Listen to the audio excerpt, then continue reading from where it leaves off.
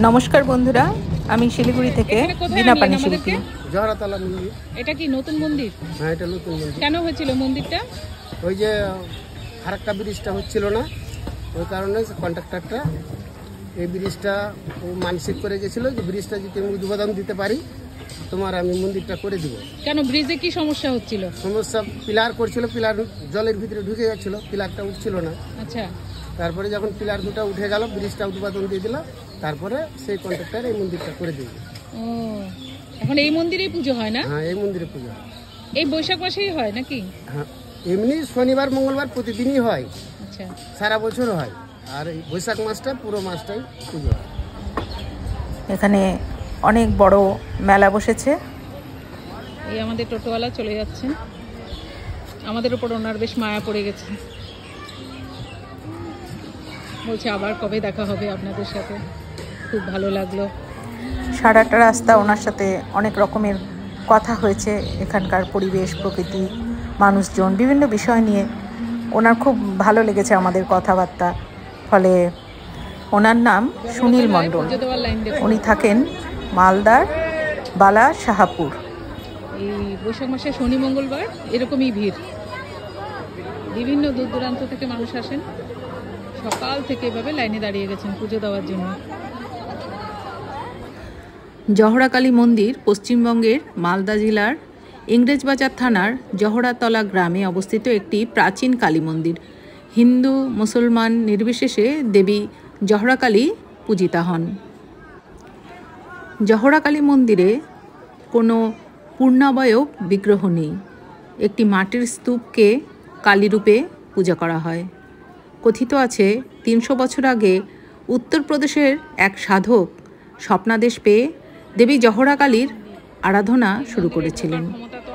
অনেক কাল আগে এই মন্দিরে একটি কালী বিগ্রহ প্রতিষ্ঠিত ছিল, কিন্তু বিধর্মীদের থেকে রক্ষা করার জন্য মন্দিরের পূজারীরা মূর্তিটিকে মাটিতে চাপা দিয়ে দেন। অন্যমতে মন্দিরে দেবী মূর্তির নিচে মাটিতে ডাকাত দল হিরে জহরত লুকিয়ে রাখত বলে এই কালী জহরাকালী নামে খ্যাত। মন্দিরের প্রতিষ্ঠাতা ও প্রতিষ্ঠাকাল সম্বন্ধে জানা যায় না। প্রতি বছর বৈশাখ মাসে মাসাধিক কাল ধরে এই মন্দিরে কালী পূজা হয়ে থাকে। দেখুন লাইন কোথা থেকে কোথায় গেছে।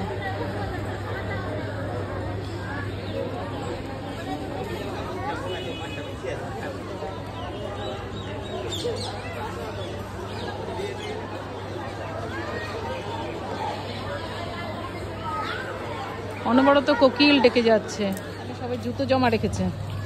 ওই ওই কি করিস সেটা? তোর হাতে কি এটা? গোপাল নিয়ে কি করবি? কি করবি গোপাল? গোপাল নিয়ে কোথায় আসছিস? ও, এখানে মন্দিরে আসছিলি? পূজা দেওয়া হয়ে গেছে?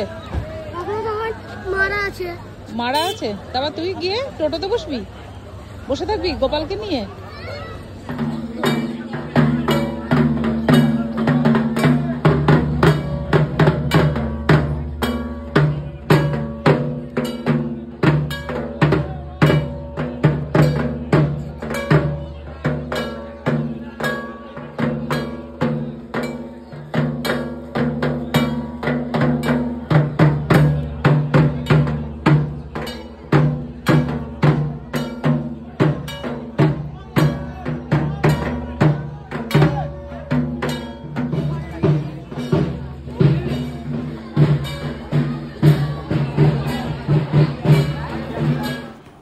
শতাব্দী পুরনো মালদার প্রাচীন জহরাকালী, যেখানে পুজো দিলেই ভক্তদের মনস্কামনা পূরণ হয়, এমনটাই বিশ্বাস এই মন্দিরের পুণ্যার্থীদের। সেই কারণে আশেপাশের এলাকা তো বটেই, দূর দূরান্ত থেকে ভক্তরা এই মন্দিরে ছুটে আসেন। বিভিন্ন প্রকার মনস্কামনা পূরণের জন্য এই মন্দিরে পুজোও দেন। কথিত আছে ৩০০ বছর আগে উত্তরপ্রদেশের এক সাধক স্বপ্নাদেশ পেয়ে দেবী জহরাকালীর আরাধনা শুরু করেছিলেন। সেই পুজোর স্থানেই আজ গড়ে উঠেছে দেবী জহরার মন্দির। মালদার ইংরেজবাজার থানার রায়পুর গ্রামে আম বাগানের মধ্যে এই মন্দির। মালদা শহর থেকে এই মন্দিরের দূরত্ব প্রায় 8 কিলোমিটার।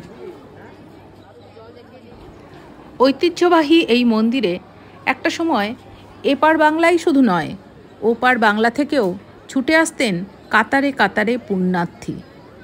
বছরভর এই মন্দিরে পুজো চলে।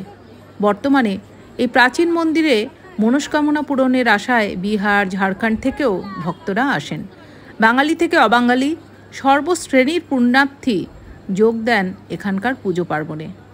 অন্যান্য জায়গায় কালী পুজো হয় রাত্রিতে, কিন্তু এই মন্দিরের নিয়ম যে এখানে পুজো হয় দিনের বেলায়।